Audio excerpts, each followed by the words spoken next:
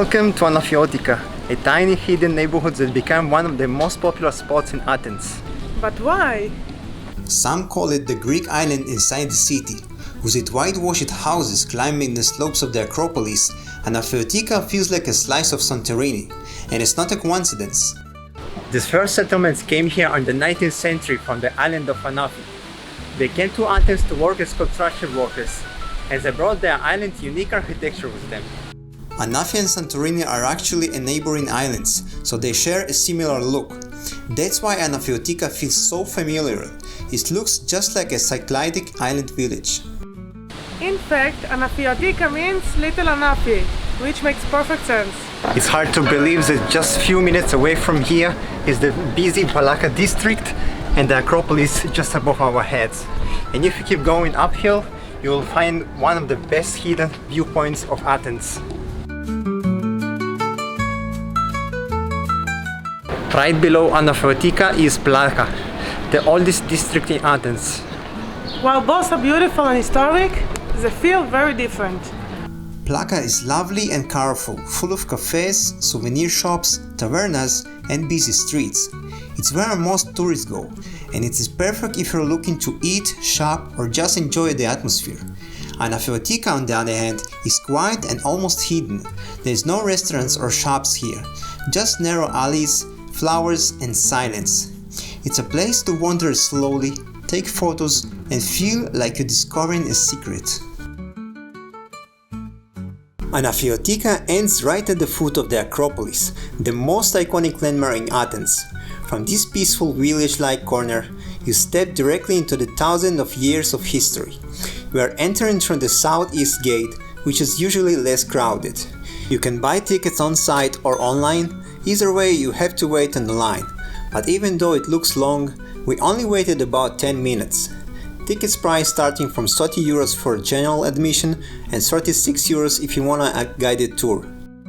Since every monument have a site with a detailed explanation, we decided to explore in our own. Oh, and one more thing, from 2025 you cannot buy a combo ticket that includes a museum, so you need to buy a separate ticket.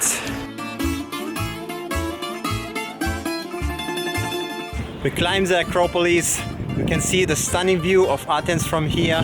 The Acropolis translates as high city, and it contains few temples and palaces. One of them is the most famous one, the Parthenon. The other day we visited the Acropolis Museum. Tickets cost 20 euros per person, and you can buy them online or at the entrance. The lines move quickly, so we didn't wait long. Inside, the museum houses more than 4,000 artifacts discovered on the Acropolis and the Athens area, including the Pantheon marble and the caryatid statue. Seeing them up close was truly impressive. There is a free Wi-Fi, and you can scan the QR code to get an audio explanation of many artifacts. Just make sure to bring an earphones. The only downside is that the audio guide focuses more on describing the artifacts themselves rather than the overall history of the Acropolis. So if you really want to dive deep into the history, it might be worth booking a guided tour to the Acropolis. You can tell clearly that it's a replica by those imperfections. What you see behind us is actually a replica from the Parthenon, and the originals are in the museums in Britain. What a surprise! Yeah. Another place we recommend visiting is the Monument of the Unknown Soldier, where you can watch the impressive change of the guards every hour. The guards, called F-zones, wear traditional uniforms that date back to the 19th century, which involved from the clothes worn by the Klebs, who fought the Ottoman occupation of Greece. The ceremony is both solemn and precious, and it's one of the most iconic traditions in Athens. And right next to the monument you'll find the National Garden, a peaceful spot to take a walk and escape the busy city. So we found the National Gardens Park. It's really beautiful, well maintained, and a lot of shadow and cute little animals. As there are not a lot of people here. You should definitely come. So far we covered places to visit during the day, but what about the evening? One of the best options is the Odeon of Herodes Atticus. Almost every night it hosts concerts and performances by different artists. Unfortunately, we only stayed in Athens for 4 days and we discovered it too late, so if you're planning your trip, make sure to book in advance. Athens is full of surprises and so many places to explore. That wraps our 4-day stay in the city. I hope you enjoyed the video. If you did, don't forget to hit the like button and subscribe.